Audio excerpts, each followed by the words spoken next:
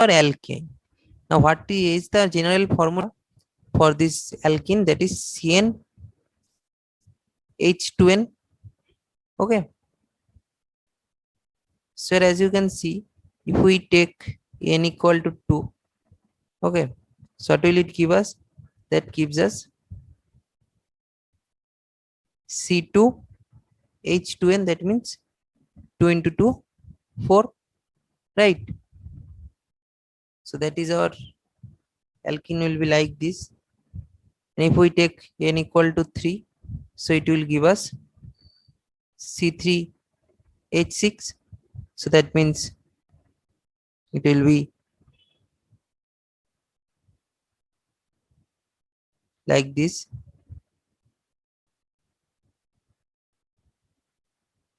Okay, so first is our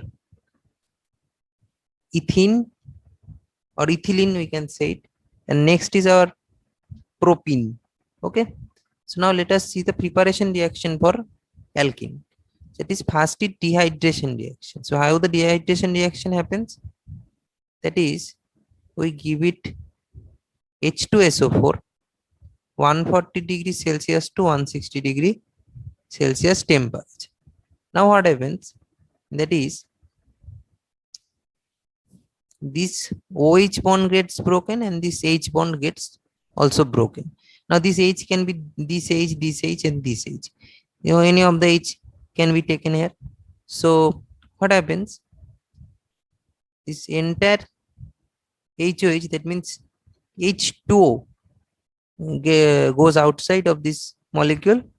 Okay, so that means one H2O is going outside. So that means dehydration is happening. So that's why this reaction is called dehydration reaction. Okay, so what happens now? Here's a bond formed in between. So that's how a double bond is formed here. Okay, so that gives us CH2 double bond CH2. So that's how dehydration reaction is getting done. Now next is our dehydrohalogenation reaction.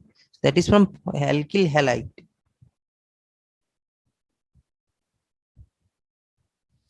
Now next is, that is CXH. Now we take alcoholic KOH. Okay, so the reagent is alcoholic KOH and the alkyl halide is taken. So what happens? This HX will go out and form a double bond here. So that will be CH2 double bond CH2. Now there is a fundamental difference. That is, if we take this KOH not in alcohol but is in water, that is aqueous KOH is taken, then what will happen? This X gets replaced with OH and it gives us this product. Okay,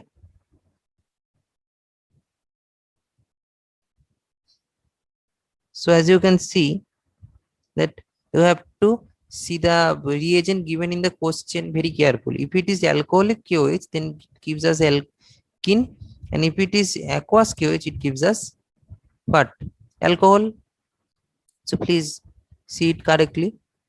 Next is our dehalogenation reaction. That is, reagent will be ZnCH3OH. Okay, so what happens? This X and X goes out and gives us this double bond. Okay, so that is for dehalogenation reaction. Next is from alkyne. If we want to get alkene, so then we do this partial reduction. So it has two ways we can do it. One is PdCaCO3. Okay,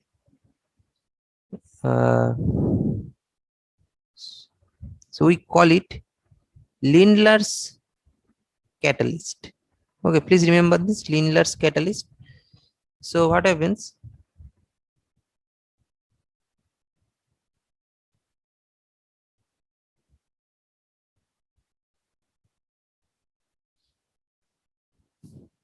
So now this gives us a product like this. Okay, so it's a cis product. As you can see, R and R dash is present on the same side. But if we take Na in liquid NH3 as the reagent, then it gives us this product, that is R C double bond R dash. Okay, so here as you can see, this is present on the opposite side, so this will be our trans product. So please remember the reagents. For oxidation of the alkene, we are going to add this reagent, that is 0.1% alkaline KMnO4 solution. Now please remember this alkaline part very carefully, because without this alkaline part the reaction won't take place.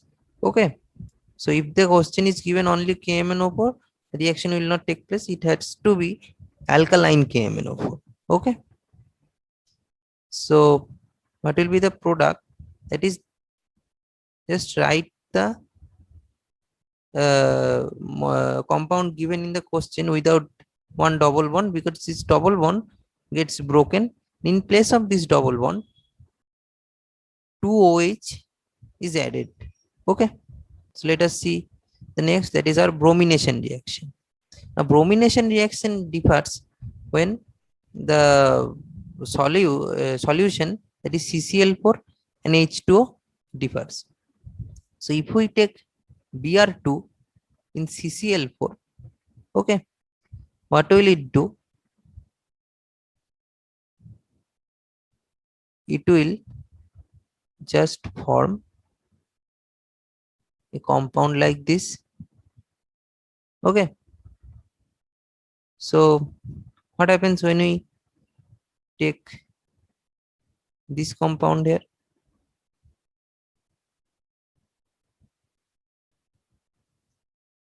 That is, it will give us a meso compound. Okay, now what is meso compound? If you haven't seen our video of isomers, please go and check it. It is given in the description of the link is given in the description. Okay, so there we will understand what is meso compound. So it forms a meso compound here because there is a plane of symmetry here. But now if the Br2 is taken in H2O, then what happens?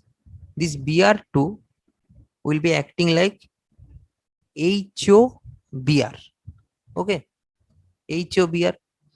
So now for symmetric carbon, you don't have to do anything. Just add it like this, that is OH and Br. So don't have anything extra here. But what happens if we take one asymmetric carbon, that is CH3 CH double bond CH2.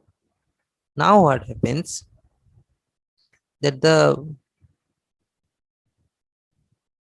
OH minus goes to that carbon atom which is more alpha H2. That means, as you can see here, that this carbon atom here has more alpha H2 than this, because this carbon atom has no alpha H2, but here as you can see this has 3 alpha H2 here. So the OH will be added here. Okay, and then the Br will be here.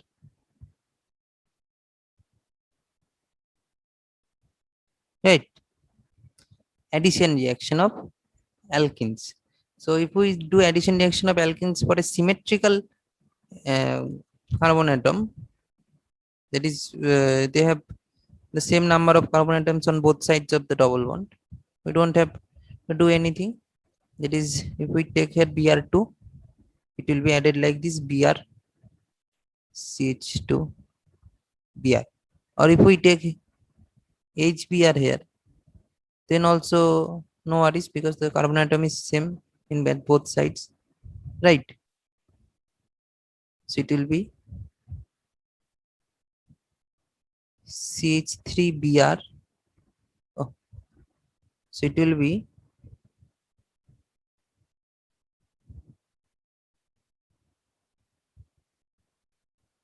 CH3CH2Br. Okay.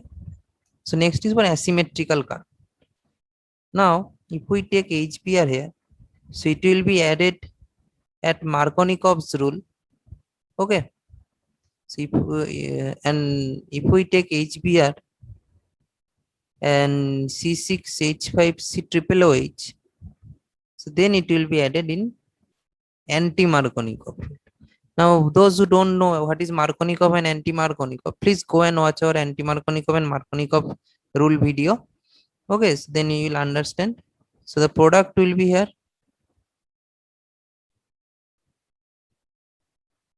For an Markovnikov rule, and for anti-Markovnikov rule, it will be RCH2CH2Br. Next is our hydration reaction. So here what we do, we add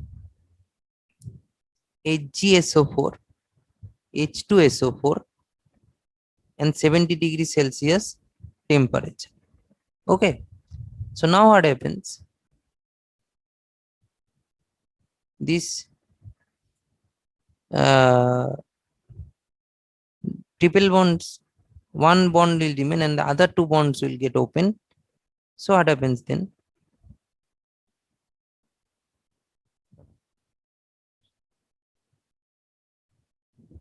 so here what happens, that the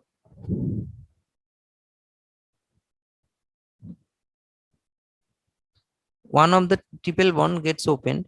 Now how will the, now it is a hydration reaction, right? So that means H2O. So we can just write it like this, H plus and OH minus. Now according to Markovnikov's rule, the minus part will go to that carbon atom which is less number of what, hydrogen. So that means the minus part will go to this carbon atom and the positive part will go to this carbon atom. So what will be the product then? That is CH3 OH double bond CH2, right? But now it shows our ketoenol tautomerism. So if you don't know what is ketoenol tautomerism, please go and watch our ketoenol tautomerism video. Okay, so there you can elaborately understand what is tautomerism. So now what happens, if this forms a tautomer, then the product will be like this. It means it is forming a ketone here, that is CH3 C double bond of CH3, right? So that's how hydration reaction of alkyne is done. Now is ozonolysis reaction. Now this ozonolysis reaction is very important. Okay, so there's a shortcut trick for this ozonolysis reaction. That is this, we separate this one molecule into two molecules, that is RCH double bond and CH2 double bond. Now if we add it O3 and CCl4, what happens, this in place of this, the double bond gets remained, but a O is added here on the both of the sides. Okay, so that's how we do it. That is, we break this double bond and add and treat it as like two different molecules and add the double bonds here. That is H double bond and CH2 double bond. Okay, so that's how we can form what, from alkenes to aldehyde. Okay, or we can form ketone also. So that's how it is done.